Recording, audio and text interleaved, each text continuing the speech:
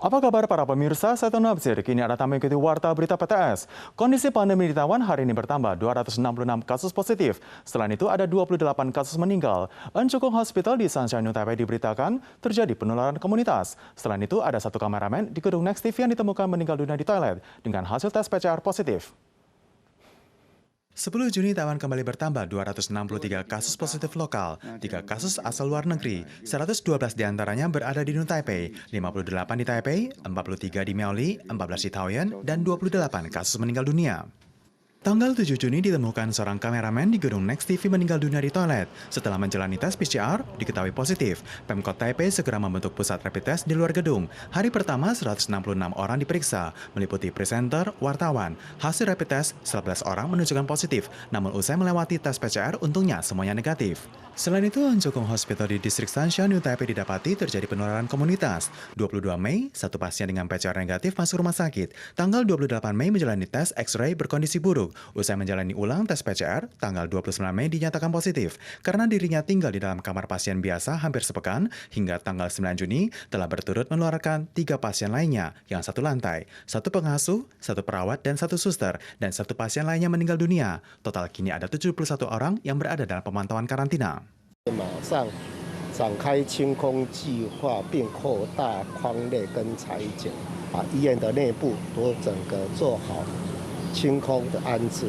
Kini tercatat ada 7 kasus positif dan 1 kasus meninggal di Encukung Hospital. Sementara di Taichung Am Force General Hospital ada 1 suster yang positif, di mana ia bertugas menangani kamar bertekanan negatif. Tanggal 9 Juni saat rumah sakit melaksanakan pemeriksaan, ada 1 suster dengan hasil tes PCR positif. Pihak rumah sakit menjelaskan per hari ini rumah sakit menghentikan sementara pelayanan UGD, rawat inap, rapid test, dan tes PCR.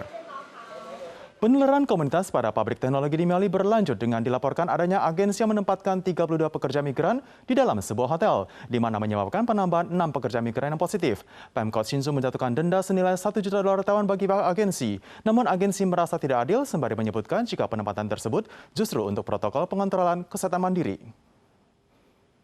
Di depan meja penerimaan tamu hotel berjejer PMA dengan tas punggung menanti untuk masuk ke dalam kamar. Kawasan pabrik teknologi di Miaoli terjadi penularan komunitas. Bahkan ada agensi yang menempatkan kasus positif bersama dengan 32 teman sekamarnya ke hotel penginapan biasa. Pengelola hotel sama sekali tidak mengetahui identitas PMA. Selama tanggal 4 hingga 5 Juni telah bertambah 6 kasus positif. 高风险的这个移工擅自送到我们本市一般型的旅馆那现在我们因这个案情严重，所以我们给予重罚100万Namun pihak agensi menyatakan ketidakadilannya dan menyebutkan hal tersebut untuk menjalani protokol pengontrolan kesehatan mandiri. Kini, ke-6 PMA positif tertular telah dipindahkan ke pusat penanganan pandemi terpadu. 2 yang positif melalui tes rapid dipindahkan ke hotel karantina versi ditingkatkan.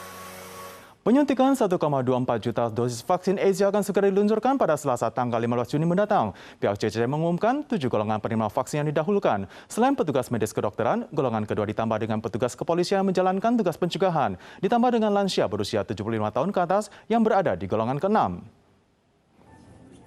Vaksinasi AZ sebanyak 1,24 juta dosis pada Selasa 15 Juni mendatang. CCC mengumumkan 7 golongan pertama penerima vaksin yang didahulukan. Pertama, medis kedokteran dan petugas non-medis namun berada di area pemeriksaan. Kedua, pejabat pemerintah pusat dan daerah, petugas pencegahan, perawat, dan lainnya. Ketiga, kru maskapai penerbangan, sopir mobil pencegahan pandemi, petugas hotel karantina. Keempat, untuk tugas diplomasi ke luar negeri, atlet nasional. Kelima, petugas instansi kesejahteraan, penderita gagal ginjal. Keenam, lansia 75 tahun ke atas. Ketujuh, prajurit polisi militer, pelaku usaha pengiriman, guru SMA ke bawah, pengasuh tempat penitipan balita. Hsinchu menegaskan selain golongan ketujuh yang membutuhkan pendataan, pihak CCC mengizinkan selebihnya dapat segera menjalankan vaksinasi. Juga mengimbau mereka yang memenuhi persyaratan vaksinasi dengan biaya negara dapat segera melaksanakannya. Untuk selanjutnya akan terus dibuka golongan selanjutnya. Berkenaan dengan apakah warga boleh memilih jenis vaksin, Hsinchu menjelaskan jika mereka yang telah dikategorikan sebagai penerima vaksin dan ada vaksin yang berlebihan, warga berhak memilih vaksin yang diinginkan. Para pemirsa sekalian, sekian Warta Berita PTS. Berikutnya mari kita saksikan monyet Propithecus di Inggris. Kita suah lagi di pekan depan. Sampai jumpa.